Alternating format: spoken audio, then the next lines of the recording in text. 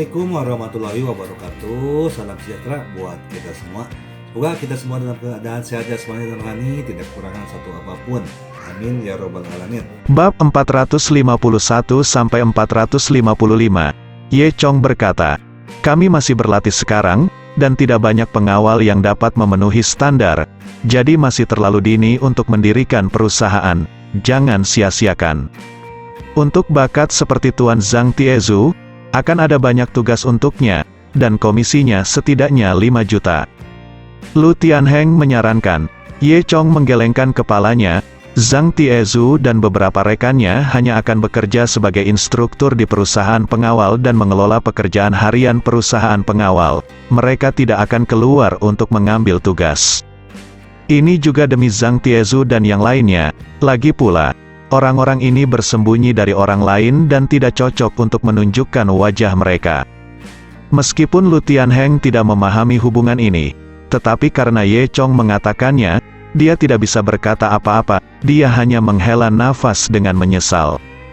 Namun, Zhang Dalong dapat melakukan tugas itu, levelnya saat ini sepenuhnya mampu menangani beberapa tugas mendesak. Kata Ye Chong sambil tersenyum. Zhang Dalong juga sangat bersemangat, terlihat bersemangat untuk mencoba. Lu Tianheng melanjutkan, "Tuan Ye, meskipun Anda tidak memiliki cukup staf sekarang, Anda masih dapat mendirikan perusahaan pengawal terlebih dahulu. Setidaknya Anda dapat mengirim Zhang Dalong untuk melakukan misi." Ye Chong mengangguk dan berkata, "Ya, ini ide yang bagus. Bagaimana dengan ini, Paman Lu? Anda akan bertanggung jawab membantu kami mengambil alih tugas, dan saya akan memberi Anda komisi untuk setiap tugas." Tentu saja Ye Chong tahu bahwa Lu Tianheng sangat aktif dalam peduli dengan perusahaan pengawal karena dia ingin menjalin hubungan dengan kemitraan Ye Chong. Lu Tianheng sangat gembira. Apa yang dikatakan Ye Chong persis seperti yang dia inginkan. Jika dia bisa menjalin hubungan dengan perusahaan pengawal Ye Chong, maka dia pasti akan sukses di masa depan. "Tidak masalah, jangan khawatir, Tuan Ye," Ye Chong berkata lagi. "Namun, itu harus menjadi tugas yang tidak melanggar keadilan dan hukum." Lu Tianheng mengangguk, "Saya mengerti, oke. Kalau begitu sudah beres, mari kita bahas formalitas perusahaan pengawal terlebih dahulu. Secara resmi mendirikan perusahaan, dan kemudian kita dapat mengambil tugas itu." Kata Ye Chong. Lu Tianheng berkata, "Tuan Ye, serahkan hal-hal sepele ini kepada saya. Jangan khawatir, saya akan mengurusnya nanti. Dalam minggu ini, saya harus menyelesaikan prosedur perusahaan pengawal. Setelah itu, semua orang mendiskusikan detailnya dari perusahaan bodyguard. Detail. Tentu saja namanya Longshan Anbao." Ye Chong mengatur 7 bersaudara, Zhang Tiezu dan Chen Yong, untuk melayani sebagai pemimpin utama dan instruktur perusahaan pengawal, dengan masing-masing berbagi 2% saham. Zhang Dalong, sebagai kapten tim utama, mendapat 1% saham. Itu sudah banyak uang. Setelah itu, Ye Chong menilai para pengawal. Zhang Tiezu, Chen Yong dan 7 orang lainnya, sebagai instruktur perusahaan pengawal, adalah pengawal bintang 5 dan terutama bertanggung jawab untuk melatih pengawal baru. Sebagai pengawal bintang 4 perusahaan, Zhang Dalong dapat melakukan beberapa tugas sulit. Dan kapten pengawal yang baru direkrut saat ini adalah pengawal bintang 3. Selama dia dilatih oleh Zhang Tiezu dan yang lainnya, dia dapat dipromosikan menjadi pengawal bintang 4, dan dia juga dapat melakukan tugas yang sulit. Dan orang-orang muda yang baru direkrut di desa itu semua harus bisa mencapai level pengawal bintang 3 setelah pelatihan. Kedepannya, selama bodyguard lebih banyak, tentunya akan lebih banyak misi yang diterima. Setiap misi akan dibayar banyak uang, dan pendapatan perusahaan bodyguard juga sangat objektif. Terlebih lagi, masih ada semen kecil di desa. Jika ada tugas yang bahkan Zhang Tiezu tidak dapat menyelesaikannya, selama Anda membawa semen kecil itu, maka tidak akan ada masalah keamanan. Jika tidak berhasil, dia masih bisa melakukannya sendiri, jadi kemampuan perusahaan keamanan sama sekali tidak diragukan lagi. Pada tahap ini, kita hanya bisa menunggu Lu Tianheng mengambil alih tugas dari luar, dan perlahan meningkatkan popularitasnya. Ye Chong juga tahu bahwa kemampuan Lu Tianheng tidak akan menyentuh pukulan besar yang sebenarnya. Jadi tugas yang diterimanya tidak akan sulit. Zhang Dalong seharusnya cukup untuk menanganinya. Tugas pertama yang dipercayakan Lu Tianheng kepada Ye Chong adalah melindungi keselamatan Lu Ling dan sepotong batu giok kuno itu. Ye Chong meninggalkan Chen Yong dan Zhang Dalong di sini, keduanya cukup untuk berurusan dengan master biasa. Setelah itu, dia dan Zhang Tiezu kembali ke desa. Saat festival musim semi semakin dekat, setiap rumah tangga di desa Xiaoye dihiasi dengan lentera dan hiasan, menciptakan pemandangan yang semarak. Seekor babi daging besar dibunuh di desa, dan seekor babi kecil dibagikan dari rumah ke rumah, dan semua orang senang. Sejak Ye Chong kembali dalam 6 bulan terakhir, penduduk desa memiliki uang, jadi selama tahun baru Imlek tahun ini, semua orang juga membeli banyak barang tahun baru. Semua orang bahkan bisa menonton gala festival musim semi di rumah, karena tahun ini desa tersebut memiliki listrik, membeli TV, dan internet. Meski banyak penduduk desa yang belum pernah menonton gala festival musim semi, mereka sudah lama mendengar bahwa pertunjukan itu sangat menarik, dan mereka semua ingin menontonnya. Oleh karena itu, untuk desa Xiaoye, ini ditakdirkan menjadi festival musim semi yang sangat tidak biasa. Namun, dalam beberapa hari terakhir, Zhou Yutong mengalami masalah, dan suasana hatinya tampaknya semakin buruk. Ye Chong dan Lin Wan bertanya ada apa, tapi dia tidak mengatakan apa-apa. Ye Chong curiga bibi Zhou Yutong mungkin ada di sini. Pada hari ini, Zhang Tiezu mendatangi Ye Chong dan berkata dengan marah, "Kepala desa, banyak anak muda di tim pelatihan pengawal kami akan bekerja sendirian." Ye Chong tidak menyangka hal seperti itu akan terjadi, jadi dia buru-buru bertanya, "Zhang Tiezu, apa yang terjadi?" Ternyata itu adalah Huang Bin dari perusahaan pengawal beberapa hari yang lalu. Dia tidak tahu dari mana dia mengetahui bahwa Zhang Tiezu dan yang lainnya adalah milik desa Xiaoye. Jadi dia diam-diam datang ke sini untuk memburu mereka. Meskipun Zhang Tiezu dan yang lainnya memiliki hubungan yang dalam dengan Ye Chong, tidak ada yang akan terpikat oleh Huang Bin. Namun, orang-orang muda yang baru direkrut tidak berpikir demikian. Banyak dari mereka yang tertarik dengan perlakuan dermawan Huang Bin dan pergi ke perusahaan pengawal Huang Bin satu demi satu. Kebanyakan dari mereka adalah anak muda dari desa Nanju. Hampir tidak ada seorang pun di desa Xiaoye yang mengkhianati mereka. Lagi pula, Ye Chong adalah kepala desa mereka, dan dia memimpin mereka selangkah demi selangkah menuju kebahagiaan hari ini. Mereka masih memiliki kepercayaan tanpa syarat pada Ye Chong. Zhang Tiezu mendengus, dan berkata, "Saya tahu orang-orang di desa Nanju ini tidak dapat diandalkan, kita seharusnya tidak membantu mereka, sekarang mereka semua baik-baik saja, dan mereka telah dilatih. Mereka akan membantu pesaing kita sebagai gantinya, setelah lebih dari 1 jam setelah berbulan-bulan pelatihan, anak-anak muda ini telah mengalami perubahan yang mengguncang bumi. Meski masih belum sebagus Zhang Dalong, mereka masih bisa mencapai level pengawal bintang 2. Bahkan di pasar pengawal, harganya jutaan pengawal. Ye Chong dan Zhang Tiezu menaruh banyak energi untuk budidaya orang-orang ini. Jika orang-orang ini pergi, niscaya akan menjadi kerugian besar bagi Ye Chong. Ye Chong mengerutkan kening, dia tidak mengharapkan hal seperti itu terjadi. "Apa yang harus kita lakukan sekarang?" Zhang Tiezu bertanya. Ye Chong berkata, "Beritahu mereka lagi nanti bahwa perusahaan keamanan kita akan didirikan di masa depan, dan perawatannya pasti akan menjadi yang terbaik, dan kita akan menjadi perusahaan keamanan terbesar saat itu. Jika mereka pergi ke tempat lain sekarang, mereka akan melakukannya pasti tidak memiliki saya saat itu. Halo perusahaan keamanan. Tapi, apakah masih berguna untuk mengatakan ini? Bisakah mereka mempercayainya? Atau apa yang harus saya lakukan jika saya harus pergi?" Tanya Zhang Tiezu. Ye Chong tersenyum dan berkata, "Jika kamu masih ingin pergi, biarkan mereka pergi. Saya pikir itu adalah hal yang baik bagi mereka untuk pergi sekarang. Jika tidak, setelah melatih mereka menjadi pengawal yang lebih kuat, mereka akan pergi, dan kita akan berada di kerugian. Tapi, aku sangat tidak mau, sekarang kita bingung. kita telah melatih mereka begitu lama tanpa hasil, mereka benar-benar sekelompok serigala yang tidak tahu cara membesarkan mereka. Zhang Tiezu berkata dengan getir.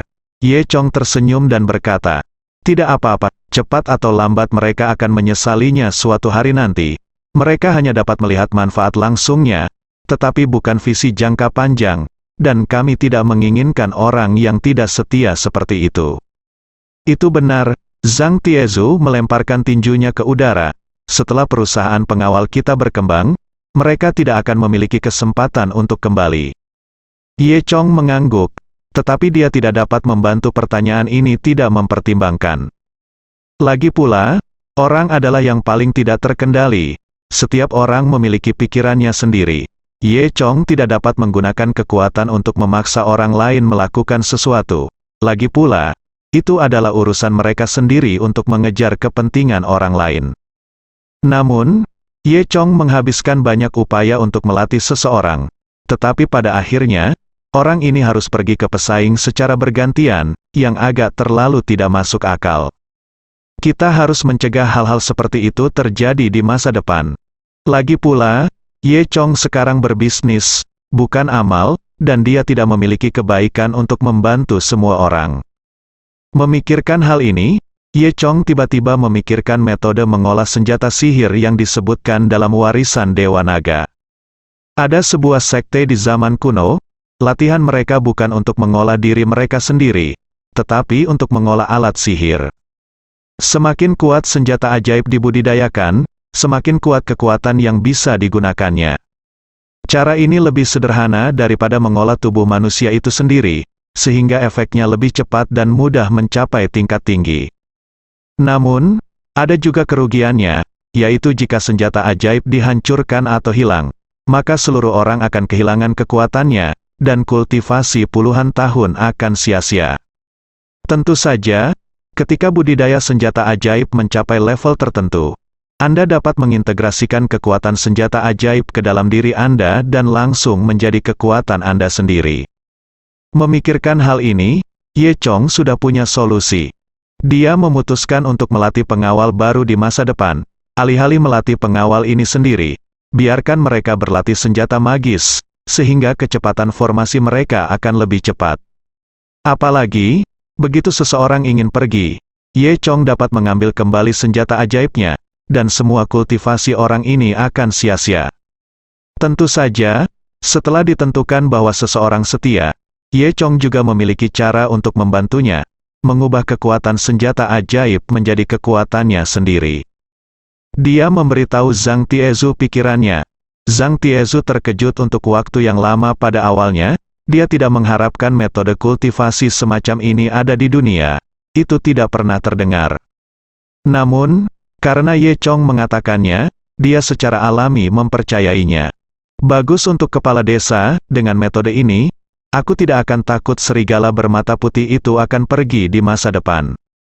Zhang Tiezu berkata dengan penuh semangat. Ye Chong berkata, ini hanya satu aspek.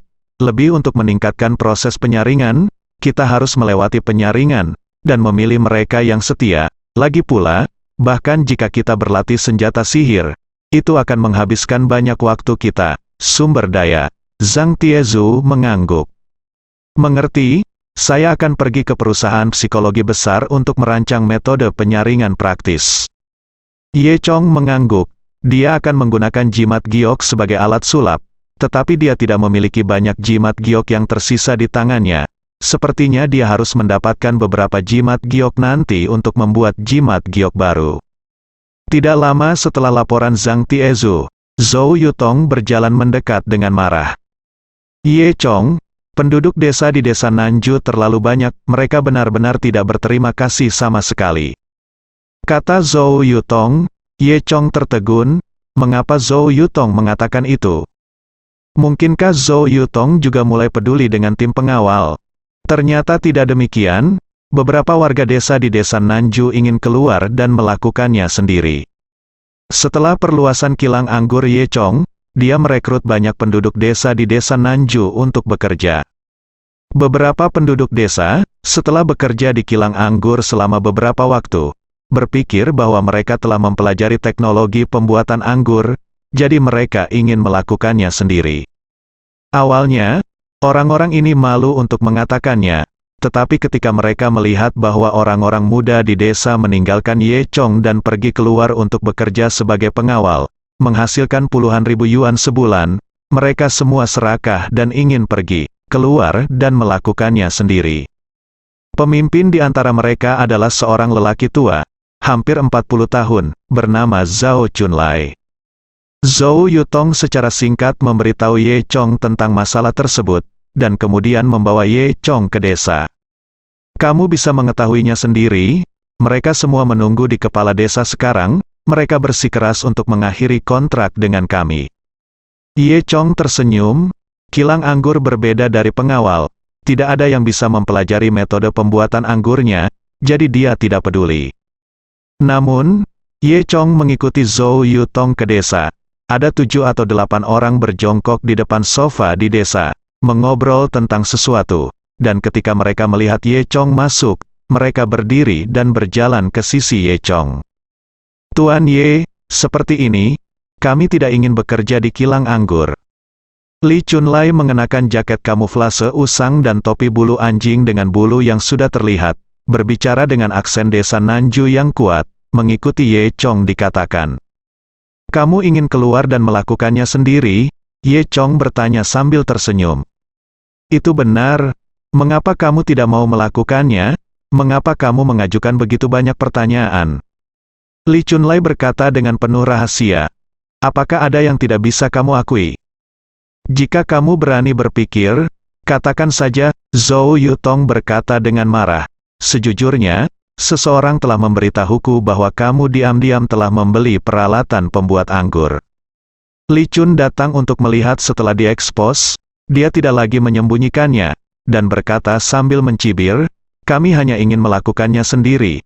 Mengapa tidak bisakah Ye Chong merekrutmu dari desa Nanju untuk membantumu dan memberi Anda cara untuk menghasilkan uang? Cara Anda tidak tahu bagaimana harus bersyukur, dan Anda harus melakukannya sendiri setelah mempelajari teknologi kilang anggur. Anda melakukan ini, kan Ye Chong? Zhou Yutong sangat marah, dan berkata dengan kemarahan yang benar. Li Chunlai terkekeh, ada apa dengan ini? Maaf. Apa yang Anda katakan kedengarannya bagus. Izinkan saya bertanya berapa banyak sebotol anggur yang Anda jual di luar? Apa bedanya bagimu? Anda bertanggung jawab untuk menyeduh anggur dengan baik. Zhou Yutong berkata dengan marah. Li Chunlai berhenti, lalu melanjutkan. Setidaknya 20.000, kan? Saya telah menanyakannya, dan beberapa pasar barang bekas telah terjual seharga 30.000. 20 hingga 30.000 sebulan. Tetapi gaji yang Anda berikan kepada kami hanya beberapa ribu sebulan. Berapa botol anggur yang dapat saya hasilkan dalam sebulan? Setidaknya 1.000 botol, dapatkan begitu banyak uang, dan beri kami gaji sekecil itu. Hati nurani Anda benar-benar dimakan oleh anjing. Saya malu untuk mengatakan bahwa Anda membantu kami, tetapi itu sebenarnya untuk Anda sendiri. Beberapa penduduk desa lainnya juga mencemooh. Benar, itu adalah, saya juga mendengar bahwa anggur ini sangat mahal di luar. Zhou Yutong tersipu karena marah, dan dia berkata, bagaimana kamu bisa mengatakan itu? Sungguh tak berperasaan. Ye Chong tidak peduli. Jika orang-orang ini memiliki hati nurani, mereka tidak akan berada di sini hari ini. Meskipun Ye Chong menghasilkan uang, itu karena formula pembuatan anggurnya adalah miliknya, dan kilang anggurnya juga miliknya. Berapa banyak uangnya, seharusnya, dan uang yang diambil Ye Chong. Bukankah dia juga berkontribusi pada orang-orang? Apakah Anda membayar untuk pembangunan jalan dan pasokan air dan listrik? Kata Zhou Yutong tidak puas. Li Chunlai berkata dengan nada menghina. Hehe, itu milik desa Xiaoye Anda, dan desa Nanju kami tidak memiliki perlakuan seperti itu. Zhou Yutong berkata, rencana pembangunan jalan desa Nanju, serta rencana penyediaan air dan listrik, telah diselesaikan. Kami akan memulainya pada musim semi tahun depan. Li Chunlai berkata, saya tidak mau bicara. Omong kosong denganmu, sekarang kami Anda harus melakukannya sendiri. Mengapa Anda membayar lebih dari 20.000 yuan per botol? Beri kami gaji sekecil itu, jika Anda tidak baik, jangan salahkan kami karena tidak baik. Apalagi yang dikatakan Zhou Yutong. Ye Chong menepuk bahu Zhou Yutong, berkata sambil tersenyum, lupakan saja, biarkan mereka pergi, karena mereka akan melakukannya sendiri, biarkan mereka melakukannya sendiri. Li Chunlai tersenyum, Tuan. Ye, kamu orang yang masuk akal, kamu benar-benar apakah kamu ingin kami melakukannya sendiri? Kamu bisa melakukan apapun yang kamu mau, tapi aku ingin mengingatkanmu bahwa membuat anggur tidak semudah itu. Ye Chong tersenyum, Li Chunlai, hei, jangan khawatir tentang itu. Li Chunlai telah bekerja di kilang anggur selama beberapa waktu. Dia berpikir bahwa dia telah mempelajari semua proses seperti formula, proses, dan bahan, dan dia dapat menyeduh anggur sendiri daki yang jiu. Zhou Yutong mendengus dingin dan berkata, jangan lupa, hanya Ye Chong yang memiliki bahan mentah yang dibutuhkan untuk membuat anggur. Bahkan jika kamu belajar cara membuat anggur, tidak ada gunanya tanpa mentah bahan. Ketika masalah ini disebutkan, wajah Li Chunlai menjadi sedikit merah, dan dia berkata dengan terbata-bata, kamu tidak perlu khawatir tentang itu. Bahkan, ketika Li Chunlai dan yang lainnya sedang bekerja di kilang anggur, mereka akan diam-diam mengambil kembali sungrass setiap hari, mengumpulkan lebih sedikit menjadi lebih banyak. Sekarang mereka juga memiliki beberapa inventaris, cukup untuk bertahan hingga musim semi berikutnya. Saat musim semi dimulai besok, pegunungan dan dataran akan dipenuhi rumput matahari, dan akan ada aliran bahan baku yang stabil saat itu. Secara alami, Li Chunlai tidak akan mengungkapkan hal-hal licik seperti itu. Bagaimanapun, Ye Chong membeli rumput matahari besar seharga 1 yuan pada awalnya, dan itu milik pribadi Ye Chong. Apa yang mereka lakukan dianggap sebagai pencurian. Ye Chong sangat pintar, dia bisa menebak apa yang terjadi saat melihat ekspresi Li Chunlai. Tapi dia tidak peduli, bahkan jika Li Chunlai dan yang lainnya mencurinya dengan keras, berapa banyak yang bisa mereka curi? Ini hanya membuang-buang sedikit, namun, setelah kejadian ini, Ye Chong juga menemukan masalah keamanan gudang kilang anggur. Sepertinya sudah waktunya mengirim lebih banyak orang untuk meningkatkan pekerjaan keamanan kilang anggur. Apakah kamu yakin ingin pergi? Ye Chong bertanya lagi. Ya, saya yakin, kata Li Chunlai. Ye Chong mengangguk sambil tersenyum. Oke, tapi saya harus menjelaskan bahwa setelah meninggalkan kilang anggur, Anda tidak lagi menjadi karyawan saya. Anda tidak akan bisa mendapatkan manfaat yang dinikmati oleh karyawan kilang anggur di masa depan. Ada banyak manfaatnya, antara lain pengobatan gratis di puskesmas, tiket gratis pemandian air panas dan taman yang sedang dibangun. Li Chunlai tidak tahu tentang hal-hal ini, dia tidak tahu betapa mahalnya untuk pergi keluar untuk mendapatkan kesembuhan. Oleh karena itu, dia merasa jika keuntungan tersebut sama, dibandingkan dengan uang yang dia peroleh dari menjual alkohol saja, itu pasti surga dan neraka. Li Chunlai langsung setuju, dan berkata, oke, Kepala Desa Ye, jika Anda tidak memilikinya, saya tidak peduli, Ye Chong melanjutkan. Juga, jika Anda tidak mau untuk menyewakan tanah di desa Nanju kepada saya, Anda dapat mengambilnya kembali sekarang. Pergilah, jika Anda ingin terus menyewa, Anda dapat terus menyewa, tetapi tidak akan ada dividen di masa depan, hanya sewa tetap 3.000 per bulan. Garis bawah pada awalnya, Ye Chong menetapkan dividen yang begitu tinggi untuk menjaga orang-orang di desa Nanju. Sejujurnya, dia tidak memberikan dividen yang begitu tinggi kepada orang-orang di desa Xiaoye. Tetapi untuk orang-orang seperti Li Chunlai, dia benar-benar tidak ingin merawat mereka lagi, jadi dia hanya menangani mereka. Li Chunlai ragu-ragu sejenak, dari 10.000 menjadi 20.000 menjadi 3.000, celah ini sangat besar. Namun, dia tidak berani mengambil kembali tanah itu dan menanamnya sendiri, karena ada pelajaran dari masa lalu. Pada awalnya, Liu Neng dari desanya mencoba mengambil kembali tanah itu dan menanamnya sendiri, tetapi dia tidak bisa, tidak menumbuhkan apapun, dan dia kehilangan banyak uang, dengan patuh mengembalikannya ke Ye Chong. Sebidang tanah itu sangat jahat, sepertinya hanya Ye Chong yang bisa menanam hal-hal baik. Li Chunlai melakukan perhitungan di kepalanya, dan dia masih mendapat lebih banyak dengan bekerja sendirian di kilang anggur. Dia mengangguk, "Oke, 3.000 adalah 3.000. Saya akan terus menyewakannya kepada Anda." Semua orang mendengarkan Li Chunlai, dan mereka tidak keberatan dengan apa yang dikatakan Li Chunlai. "Oke, aku akan menemukan seseorang untuk mengakhiri kontrak kerjamu sekarang, dan kamu tidak boleh menyesalinya," kata Ye Chong. "Tidak menyesal, apa yang kamu sesali? Kepala Desa Ye, kami masih harus berterima kasih, biarkan kami memulai hidup baru, hehe." Li Chunlai tidak lupa mengucapkan ucapan jenaka, yang agak provokatif. Kemudian Ye Chong meminta Qin Sue untuk membatalkan kontrak beberapa orang.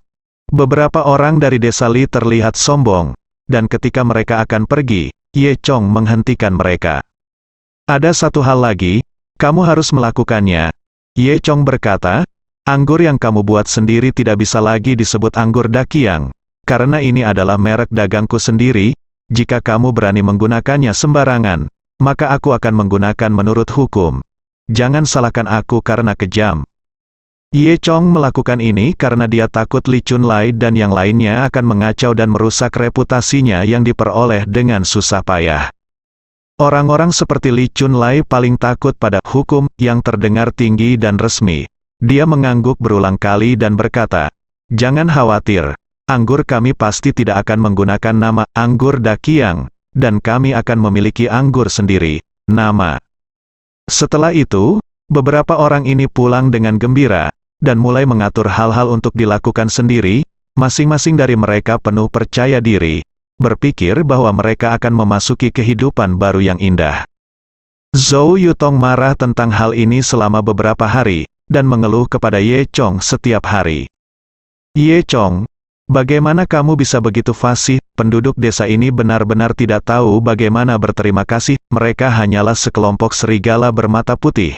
Jika tidak ada Ye Chong, mereka bisa sampai ke tempat mereka berada hari ini." Ye Chong hanya bisa menghibur Zhou Yutong sambil tersenyum, berkata, "Yutong, jangan khawatir, mereka akan segera menyesalinya." Hari ini adalah tahun baru Imlek, setiap rumah di desa Xiaoye berseri-seri. Orang-orang memasang karakter pemberkatan dan bait festival musim semi di pintu, mengenakan pakaian bersih, dan membersihkan rumah.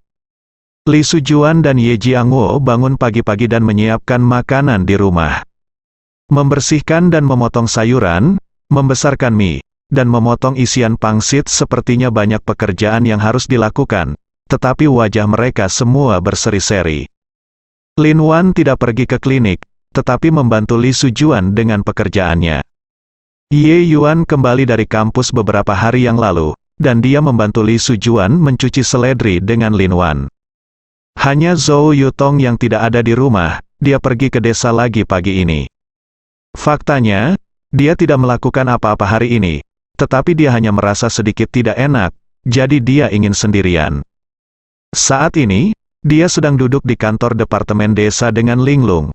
Melalui jendela kantor, dia bisa melihat pemandangan yang hidup di desa. Sekelompok anak berlari dari rumah ke rumah, dan dari rumah ke rumah, dan suara bermain dan bermain sampai ke telinganya. Zhou Yutong menghela nafas, memegang sepucuk surat di tangannya yang putih dan ramping. Surat ini ditulis oleh keluarganya, dan berbunyi, "Pulanglah sebelum malam tahun baru, atau aku akan menjemputmu." Zhou Yutong menerima hati itu setengah bulan yang lalu, dan dia menunda sampai sekarang. Jadi terakhir kali Ye Chong kembali dengan helikopter, Zhou Yutong mengira keluarganya yang benar-benar datang untuk menangkapnya, yang membuatnya takut. Karena Zhou Yutong tidak mau pulang. Tapi hari ini adalah hari terakhir, dan dia tahu betul bahwa ayahnya adalah apa yang dia katakan. "Apa yang bisa saya lakukan?" Zhou Yutong mengistirahatkan dagunya dengan tangannya, terlihat sedih. "Mengapa kita tidak bersembunyi?" Zhou Yutong tiba-tiba teringat bahwa tampaknya ada tempat perlindungan serangan udara di sisi barat desa. Di sanalah Ye Chong menemukan Zhang Tiezu. Jika itu benar-benar tidak mungkin, bersembunyi di tempat perlindungan serangan udara. Zhou Yutong berkata pada dirinya sendiri, sebuah gambar muncul di benaknya. Pada malam tahun baru, Ye Chong dan Lin Wan sedang menonton gala festival musim semi di rumah dan makan pangsit. Mun Linglung mengunyah roti di mulutnya, minum segelas air dingin, dan suara lolongan serigala datang dari luar gua dari waktu ke waktu. Dia menggelengkan kepalanya dan berkata, lebih baik makan pangsit di rumah Ye Chong. Saat ini, Ye Chong sedang memeriksa obatnya di ladang belakang gunung. Sejak Batu Guijiang dikuburkan, ramuan di bidang pengobatan telah tumbuh lebih baik dan lebih baik. Ye Chong senang saat tiba-tiba melihat dua SUV hitam melaju menuju pintu masuk desa Xiaoye di jalan menuju desa. Ye Chong sangat terkejut, karena kedua mobil ini bukan dari desa, dan mengapa orang luar datang ke desa Xiaoye saat ini. Ye Chong bergegas menuruni gunung dan akhirnya menghentikan dua mobil di pintu masuk desa. Berhenti? Apa yang kamu lakukan? Ye Chong bertanya. Seorang pria turun dari mobil pertama, ini adalah seorang pria berusia 40-an, dengan corak suram dan sosok kekar, seluruh tubuhnya terbungkus jaket besar. Ye Chong tahu bahwa pria ini adalah seorang master, dan keahliannya seharusnya tidak kalah dengan Zhang Tiezu. Pria itu keluar dari mobil dan berkata dengan dingin, minggir, jika kamu berani memblokir jalan, hati-hati aku tidak sopan padamu. Ye Chong tersenyum, mari kita perjelas dulu, apa yang kamu lakukan di desa. Pria berjaket itu mau tidak mau menyerang Ye Chong secara langsung. Dengan kecepatan seperti angin, dia sudah berada di dekat Ye Chong dalam sekejap mata. Dia meninju perut Ye Chong, boom, pria berjaket itu meninju Ye Chong. Detik berikutnya, pria berjaket itu sangat terkejut. Dia merasa pukulannya seperti membentur batu. Pria berjaket itu ingin menjatuhkan Ye Chong, tetapi dia tidak menginginkan nyawa Ye Chong, jadi dia hanya menggunakan 8% dari kekuatannya. Untung juga dia tidak menggunakan semua kekuatannya. Jika dia melakukan gerakan mematikan, saya khawatir tangannya tidak akan berguna. Ye Chong sedikit tersenyum, lalu mengulurkan telapak tangannya, dan menepuk bahu pria berjaket itu. Pria berjaket tiba-tiba merasakan kekuatan besar mengenai bahunya, dan dia tidak bisa menahan diri untuk mundur lagi dan lagi, mengambil lebih dari selusin langkah sebelum berhenti. Pria berjaket itu memandang Ye Chong dengan heran. Dia tidak menyangka orang muda seperti itu memiliki kekuatan seperti itu. Hei, aku tidak menyangka ada master sepertimu di desa kecil ini, sepertinya aku harus menganggapnya serius. Setelah selesai berbicara, pria berjaket itu melepas jaketnya, dan tinjunya terkepal dengan suara krek, bla, bla, pembuluh darah muncul di kedua lengan, dan otot tiba-tiba menjadi 2 kali lipat. Berhenti, jangan berkelahi. Pada saat ini, pasangan Parubaya baru saja keluar dari mobil. Mampu menemukan orang yang kuat sebagai pengawal menunjukkan bahwa identitas dan latar belakang pasangan Parubaya ini tidak sederhana. Pria itu mengenakan jas, jaket hitam, dan cerutu di mulutnya. Wanita itu mengenakan mantel bulu putih, berpakaian seperti seorang wanita, dan meraih lengan pria itu begitu dia keluar dari mobil. Tidak mungkin, sayang. Apakah Yutong tinggal di tempat ini? Ini terlihat terlalu kasar. Anda lihat masih ada lumpur di tanah, sulit bagi gadis kita. Gadis musang berkata, matanya hampir meneteskan air mata. Dia meminta semuanya sendiri, kamu sudah terbiasa. Beraninya kamu kabur dari rumah, benar-benar keterlaluan, pria cerutu itu berkata. Ye Chong tidak mendengar percakapan di antara keduanya. Dia bertanya, siapa kamu? Apa yang kamu lakukan di desa Xiaoye? Begini sayang, orang-orang di sini galak semua, putri kita tidak akan dibully di sini kan? Kata gadis cerpelai itu, pria cerutu itu mendengus dingin, dan berkata lagi, salahnya sendiri karena diintimidasi. Gadis cerpelai tidak senang, mengapa kamu terus mengatakan bahwa dia yang memintanya?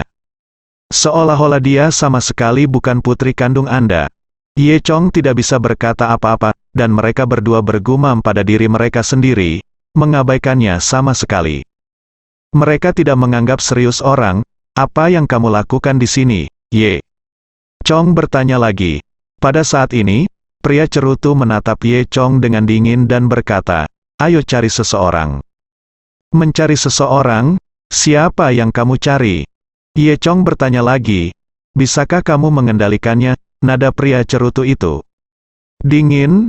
Dia mengerutkan kening, dan memandang Ye Chong dengan permusuhan. Ye Chong tersenyum dan berkata, saya kepala desa-desa ini. Karena Anda ingin menemukan seseorang di desa kami, tentu saja itu bukan urusanku, gadis. Cerpelai berkata sambil tersenyum. Jadi itu kepala desa. Saya tidak bisa mengatakan bahwa kepala desa masih sangat muda. Siapa kalian? Ye Chong bertanya lagi. Oh, kami di sini untuk mencari Zhou Yutong. Saya ibunya, dan nama saya Cai Duofen, ini ayahnya. Zhou Yulu, hukum. Oh tidak, paman dan bibi. Ye Chong buru-buru bertepuk tangan, diam. Dia biasa bercanda dengan Zhou Yutong dan selalu memanggil istri kecil Zhou Yutong. Tetapi ketika dia melihat orang tuanya sekarang, dia akan biasa memanggilnya mertua dan ibu mertua. Untungnya, baik Zhou Yulu maupun Cai Duofen tidak mendengar dengan jelas. Paman dan bibi, apakah kamu di sini untuk mencari Yutong? Ye Chong bertanya lagi. Ekspresi Zhou Yulu juga melunak, itu benar. Ye Chong melanjutkan, Yutong seharusnya berada di kepala desa sekarang, kamu ikut denganku.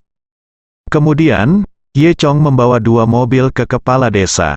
Zhou Yutong sedang duduk di kantor dengan linglung, ketika dia tiba-tiba melihat melalui jendela dan menemukan Ye Chong berjalan mendekat, dengan 2 mobil perlahan mengikuti di belakangnya. Dan kedua mobil itu, yang diketahui Zhou Yutong, adalah mobil keluarganya. Sudah berakhir, aku benar-benar menemukannya. Wajah Zhou Yutong menjadi pucat karena ketakutan. Mengapa Ye Chong membawanya ke sini? Ye Chong yang tidak berperasaan ini. Apakah dia hanya ingin aku pergi? Dia dengan cepat berdiri, mengenakan jaketnya dan berlari keluar. Ingin lari sebelum Ye Chong tiba. Dan kemudian temukan tempat untuk bersembunyi. Setidaknya tidak ditemukan oleh orang tuamu. Ye Chong tidak tahu apa yang terjadi dengan Zhou Yutong dan keluarganya. Dia hanya mengira orang tua Zhou Yutong yang datang menemuinya. Begitu Zhou Yutong berlari keluar dari gerbang desa, Ye Chong berjalan mendekat. Yutong, kamu di sini, orang tuamu di sini, jangan lari. Kenapa kamu lari?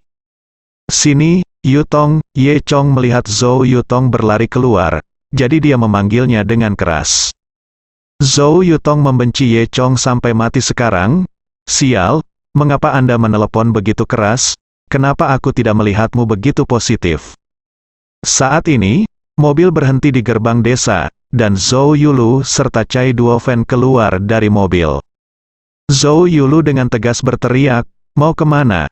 Zhou Yutong tidak punya pilihan selain berjalan kembali dengan kepala menunduk, dan berbisik, ibu dan ayah, kamu di sini. Kamu masih tahu bahwa aku ayahmu, kata Yulu dengan marah. Cai Duofen menepuk Zhou Yulong, memberinya tatapan kosong, dan berkata, aku sudah lama tidak melihat putri kita. Bisakah kamu berbicara dengan baik? Jangan pasang wajah jelekmu. Siapa yang akan menunjukkannya padamu? Zhou Yulu dimarahi oleh istrinya. Setelah jeda, dia tidak berani mengatakan apa-apa, tetapi menelan ludahnya. Cai Duofen bergegas ke Zhou Yutong, menyentuh wajah kecil Zhou Yutong dengan sedih, dan berkata, oh, coba saya lihat, apakah ada penderitaan di sini? Apakah berat badan Anda turun? Mata Zhou Yutong merah, dan dia berkata, Bu, aku baik-baik saja di sini. Cai Duofen melihat Zhou Yutong menangis, dan air matanya sendiri tidak bisa berhenti berputar. Kemudian Cai Duofen bertanya, apakah kulit menjadi gelap setelah terkena angin dan matahari? Sepertinya tidak menjadi gelap, tetapi kulit menjadi lebih halus. Dia mencubit wajah Zhou Yutong lagi. Bukankah itu makanan yang buruk? Lihat wajah kecil ini, menjadi lebih elastis. Hah, bagaimana lebih elastis? Baru saat itulah Cai Duofen menyadari bahwa Zhou Yutong berbeda dari yang dia pikirkan. Zhou Yutong tampaknya benar-benar tidak menderita, tetapi tampaknya menjalani kehidupan yang sangat bergizi. Pada saat ini, Zhou Yulu berkata dengan dingin, kedua wanita itu benar-benar picik, mereka menangis saat bertemu. Apa gunanya menangis saat dia berbicara? Seorang lelaki tua keluar dari mobil kedua. Bersandar pada kruk, lelaki tua itu berjalan ke sisi Zhou Yulu. Dan sebelum Zhou Yulu selesai berbicara, dia menamparkan kepalanya dengan keras. "Kamu bajingan berhati keras, apa yang kamu bicarakan?" tegur lelaki tua itu. Zhou Yulu tidak kehilangan kesabarannya setelah dirobohkan. Dia menutupi kepalanya dan berkata kepada lelaki tua itu, "Ayah, ada begitu banyak orang, tunjukkan wajahku, orang tua ini adalah ayah." Zhou Yulu, kakek Zhou Yutong. Zhou Yunyi. Keluarga Zhou adalah keluarga besar di Yucheng, ibu kota provinsi, dan Zhou Yunyi adalah tokoh penting di Yucheng. Saat kruknya diketuk, seluruh kota Yucheng bergetar. Saat ini, Zhou Yunyi bersandar pada kruknya yang dapat menyebabkan gempa bumi, dan berjalan perlahan ke sisi Zhou Yutong. "Tong Tong, biarkan aku melihatmu, apakah kamu sudah berubah?" Zhou Yutong melemparkan dirinya ke tubuh Zhou Yunyi dan berkata dengan penuh semangat, "Kakek, aku sangat merindukanmu, kembali menemuiku." Zhou Yunyi tersenyum penuh kasih. "Benar, Yutong, kembalilah bersama kami," kata Cai Duofen. Zhou Yutong menggelengkan kepalanya dan berkata, "Aku tidak akan kembali. Bajingan kecil, apakah sayapmu kaku? Itu semua karena ibumu, lihat dirimu sekarang." Sebelum Zhou Yulu selesai berbicara, Zhou Yunyi memelototinya setelah satu pandangan. Dia tidak berani berbicara lagi. "Yutong, kamu bisa kembali. Itu bukan pilihan untuk tetap berada di luar sepanjang waktu." Zhou Yunyi membujuk.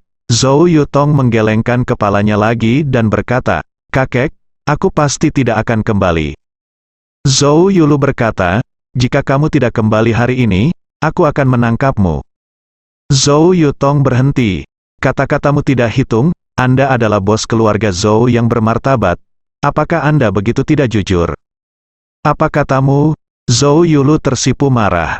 Zhou Yutong tidak takut sama sekali, dan melanjutkan, "Pada awalnya kami sudah sepakat bahwa itu akan dibatasi hingga 2 tahun. Selama saya melakukan pekerjaan dengan baik di luar, Anda tidak dapat membiarkan saya menikah dengan Kang Yang. Hanya saja sudah setahun sekarang. Mengapa kamu harus menangkapku? Kembalilah." Ye Chong mendengarkan gagasan umum itu. Baru pada saat itulah dia tahu bahwa orang tua Zhou Yutong datang untuk menangkap Zhou Yutong dan membawanya pulang. Bagaimana ini bisa bekerja? Dia tidak bisa melakukannya tanpa Zhou Yutong. Sekarang tanpa Zhou Yutong, desa akan kacau balau. Selain itu, menurut maksud Zhou Yutong, tampaknya keluarga tersebut ingin menikahkannya dengan seseorang yang tidak disukai Zhou Yutong. Itu sebabnya Zhou Yutong lari dari rumah. Ini adalah plot lain dari pernikahan darah anjing antara keluarga besar. Ye Chong terdiam. Tidak bisakah itu menjadi sesuatu yang baru? Mengapa keluarga besar suka melakukan hal semacam ini? Zhou Yulu mendengus dan berkata, "Benar. Itulah yang saya katakan di awal. Tetapi melihat Anda sekarang, Anda hanyalah seorang sekretaris desa kecil. Bahkan jika Anda diberi 10 tahun lagi, hal hebat apa yang dapat Anda lakukan? Atau berikan bangun secepat mungkin dan kembali bersama kami untuk menghindari penderitaan." "Ya, Yutong, lihat, bahkan jika kamu adalah kepala desa, itu adalah hal yang sama." Cai Duofen berkata dengan sungguh-sungguh, "Jadi kamu masih menyerah? Ayolah, ayo pulang." "Ya." Ye Chong segera menjadi tidak senang, dan berkata dalam hatinya bahwa kamu harus membujuk mereka. Mengapa meremehkan orang lain? Apa yang terjadi dengan desa kami? Apa yang salah di sana? Apa yang terjadi dengan kepala desa? Bukankah itu tampan? Saya pikir desa kami cukup bagus, kata Zhou Yutong. Ye Chong mengangguk dan berkata, "Benar, perkembangan desa Xiaoye di masa depan pasti akan mengejutkan seluruh dunia. Tapi ini baru saja dimulai. Kepala desa, jangan bicara dulu." Cai Duofen melambai pada Ye Chong terdiam, dan dia bahkan tidak diizinkan untuk berbicara. Cai Duofen melanjutkan, "Yutong, saya harus mengatakan bahwa perkembangan desa ini tidak buruk. Begitu banyak villa telah dibangun. Jalan di luar tidak buruk. Ada air dan listrik, dan internet, tetapi menurut Anda ini adalah hanya apakah itu cukup? Bukankah ini masih desa? Zhou Yutong menggelengkan kepalanya dan berkata, tidak peduli apa, aku tidak akan kembali, waktunya belum tiba, saya tidak boleh kembali. Zhou Yunyi menghela nafas, dan berkata, Tong Tong, saya tahu masalah ini sulit bagi Anda, tetapi menikahi keluarga Kang berada di luar kendali kami. Lagi pula, keluarga Kang adalah keluarga besar di ibu kota. Mata Zhou Yutong merah, dia menundukkan kepalanya dan tidak mengatakan apa-apa.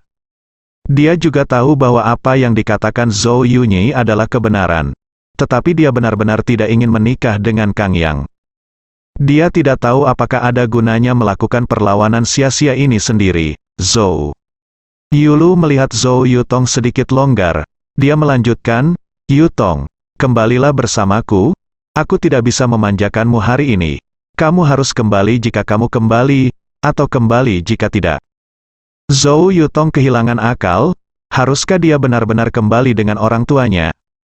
Tepat ketika Zhou Yutong ragu-ragu, sebuah tangan besar yang hangat tiba-tiba meraih tangan kecilnya. Zhou Yutong tiba-tiba merasakan kekuatan yang kuat dan hangat menyatu ke dalam tubuhnya. Dia melihat kembali ke arah Ye Chong yang memegang tangannya. Zhou Yulu dan Cai Duofen terkejut saat melihat Ye Chong memegang tangan putrinya. Bocah bau, apa yang kamu lakukan? Zhou Yulu bertanya. Ye Chong tersenyum dan berkata, Paman dan Bibi, Anda mungkin tidak tahu bahwa Yutong dan saya sedang menjalin hubungan sekarang, dan kami hampir pada tahap membahas pernikahan. Zhou Yutong menatap Ye Chong dengan kaget.